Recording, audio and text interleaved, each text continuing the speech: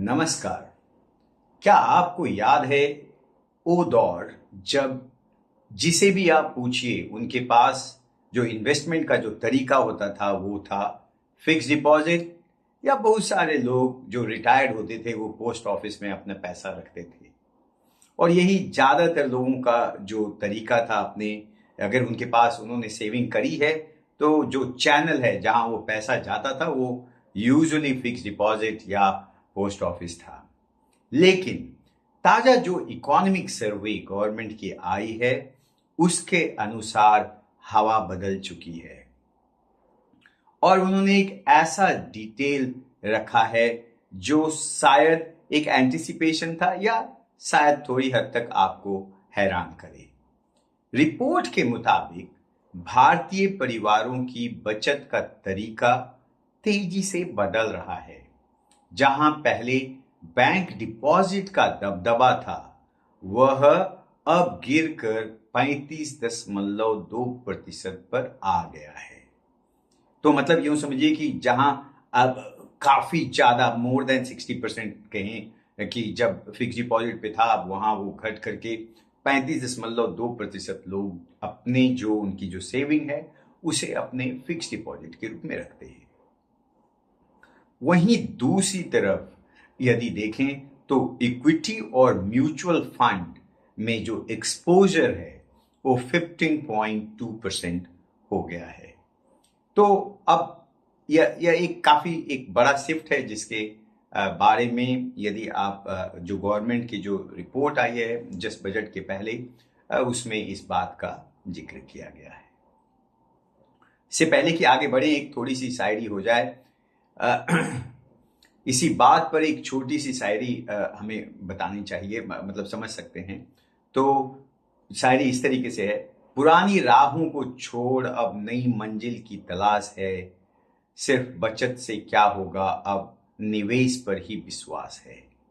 अब यहाँ समझिए थोड़े से कि सेविंग्स जो होता था वो केवल आप एक लेंडिंग करते थे, लेकिन जब आप इक्विटी में जब किसी कंपनी का शेयर खरीदते हैं तो आप केवल कंपनी को पैसा उधार में नहीं देते हैं, आप कंपनी के साथ चलने का प्रयास करते हैं।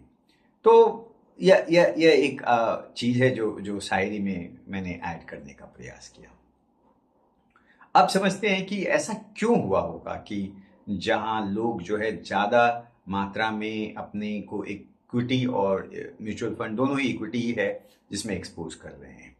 तो इसमें बहुत बात जो कही जा रही है कि फाइनेंशियल लिटरेसी या जो एक तरीके का जो समाज में एक जो ओपिनियन जो लोगों ने सीखा है वो यह है कि इक्विटी शायद बढ़िया रिटर्न दे सकता है।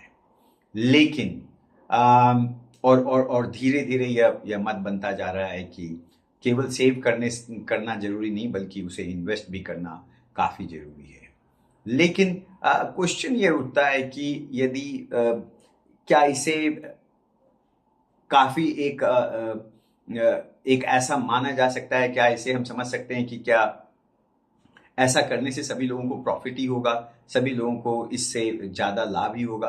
तो इसमें कुछ बातें रिटेल इन्वेस्टर्स के लिए, जैसा कि हम हमेशा हर एक वीडियो में करते हैं, उसको समझेंगे। सबसे पहली बात, बी माइंडफुल। बैंक डिपॉजिट्स में कमी का मतलब है आपके पास लिक्विड कैश कम हो सकता है और वैसी स्थिति में शायद आपको इमरजेंसी फंड को लेकर के परेशानी हो सकती है। तो यहाँ पर आप ध्यान रखें, क्योंकि जब आप पहले फिक्स डिपॉजिट में पैसे को रखते थे तो वह पैसा फिर भी आसानी से निकाला जा सकता था, लेकिन इक्विटी शायद आपको इमीडिएट लिक्विडिटी ना दे। आप इसे समझने की कोशिश करें तो।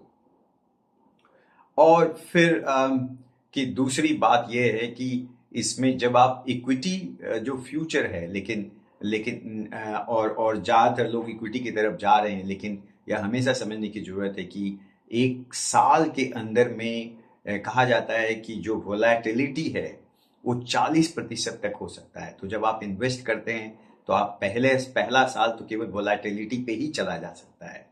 तो यह एक बहुत इंपॉर्टेंट बात है जिसे आप ध्यान रखना होगा। और तीसरी बात यह है कि आप निश्चित रूप से बाकी लोग क्या कह रहे हैं उस आधार पे आप अपना डिसीजंस कभी ना लें। आपको निश्चित रूप से आपकी की जो सोच है, आपकी जो आवश्यकताएं हैं, या आप कभी भी इक्विटी में भी अगर आप इन्वेस्ट कर रहे हैं तो आप इसमें इन्वेस्ट करने के पीछे आपके क्या कारण हैं, और कारण कभी भी ऐसा ना रखें कि कोई बगल वाला ने बता दिया या किसी दोस्त ने कर दिया तो आप भी ऐसा कर रहे हैं। तो आप इस बात को हमेशा ध्यान में रखें कि आपके पास एक कारण होना चाहिए। आप कंपनी में निवेश कर रहे हैं तो उस कंपनी के बारे में थोड़ी सी पढ़िए। ये आपको केवल पढ़ने से कोई कह सकता है कि इसमें कितना बेनिफिट होगा, लेकिन इससे काफ़ी बेनिफिट होता है। आप इसे ऐसे समझिए कि यदि आप कंपनी को जानते हैं तो वैसी स्थिति में और अगर कंपनी का शेयर प्राइस अगर गिरता भी है, किसी भी कारण से गिर सकता है, जैसा कि आप जानते हैं इसमें बहुत सारे फैक्टर्स होते हैं, और ये जरूरी नहीं कि सभी फैक्टर्स लॉन्ग टर्म फैक्टर्स हो। कुछ कुछ चीजें ऐसी होती है कि शायद ये जो गिरावट है वो केवल छोटे समय के लिए हो सकता है कि मार्केट में लिक्विडिटी की कमी है, या मान लीजिए कि कोई एक नेगेटिव न्यूज आ रहा है, या बहुत सारे ऐसे फैक्टर्स हो सकते हैं जिसके बारे में सीधे बताया नहीं जा सकता है। लेकिन ये सारे फैक्टर्स हैं, ये एक रियलिटी है। जैसा कि आप जानते हैं कि काफ़ी मैनिपुलेशंस भी मार्केट में होती है। तो वैसी स्थिति में आपको यह हमेशा ध्यान रखना चाहिए कि यदि आपने कंपनी की रिसर्च कर रखी है तो आपको पता है कि यह केवल न्यूज़ कंपनी को नहीं खत्म कर देगा, कंपनी के बिजनेस को नहीं खत्म कर देगा। तो वैसी स्थिति में आपका जो आत्मविश्वास है वो शेयर को रॉन्ग टाइम बेचने से रोकेगा, उससे आपको बचा लेगा। या शायद यदि आप कंपनी के बारे में काफ़ी अच्छा जानते हैं तो शायद उसमें और भी ज़्यादा इन्वेस्ट कर सकते हैं। तो इस तरीके से यह हमेशा ही फायदे का बात होता है कि आप कभी भी निवेश करने से पहले, किसी कंपनी में निवेश करने से पहले कंपनी के बारे में जानें। यदि आप म्यूचुअल फंड में इन्वेस्ट कर रहे हैं तो रिलेटिवली माना जाता है कि एक स्प्रेड होता है, उसमें एक तरीके से उसमें जो जोखिम होती है थोड़ी कम होती है, इसलिए क्योंकि उसमें कभी भी एक पर्टिकुलर शेयर में ना इन्वेस्ट करके काफ़ी शेयरों में एक तरीके से डाइवर्सिफाइड करके इन्वेस्ट किया जाता है, और यहाँ पर रिस्क थोड़ी कम होती है। लेकिन फिर भी यह बात जो थोड़ी देर पहले मैंने कही कि 40% तक का जो है वोलेटिलिटी, जो एक्सपर्ट कहते हैं कि ये होता है विद इन अ ईयर। तो विद इन अ ईयर आप एक कंपनी में जो निवेश कर रहे हैं या इक्विटी में जो निवेश कर रहे हैं वो आप उसको समझें, और निश्चित रूप से जब 1 साल से आगे आप अपने निवेश को ले जाते हैं तब उसमें जो भी थ्योरी है, जो भी कंपनी का परफॉर्मेंस है, जो कंपनी की रियलिटी है और बाकी सब जो रियलिटी है वो आपको मदद पहुंचाने में यहाँ पे मददगार होती है, या आपके रिटर्न पे रिफ्लेक्ट करती है। तो यह काफ़ी इम्पोर्टेंट अंडरस्टैंडिंग है। तो इस तरीके से हमने आपको आज बताया नए ट्रेंड के बारे में, और यह भी समझने की कोशिश करी कि कैसे इसका इम्पैक्ट इक्विटी इन्वेस्टर के, स्मॉल इन्वेस्टर के ऊपर हो सकता है, और इक्विटी इन्वेस्टमेंट में किस तरह की परेशानियां हमें पहले उसके बारे में जानना चाहिए, और कभी भी आंख मूंद कर आप दूसरे के बताए हुए सजेशन के मुताबिक ना, बल्कि आप अपना भी इसमें रिसर्च करें, आप अपने इसके बारे में समझें और तभी आप इन्वेस्ट करें। शायद आपको हमारा वीडियो पसंद आया हो। आप हमारे वीडियो को लाइक करें, कमेंट करें, और प्लीज़ हमारे चैनल को सब्सक्राइब करें। Thank you.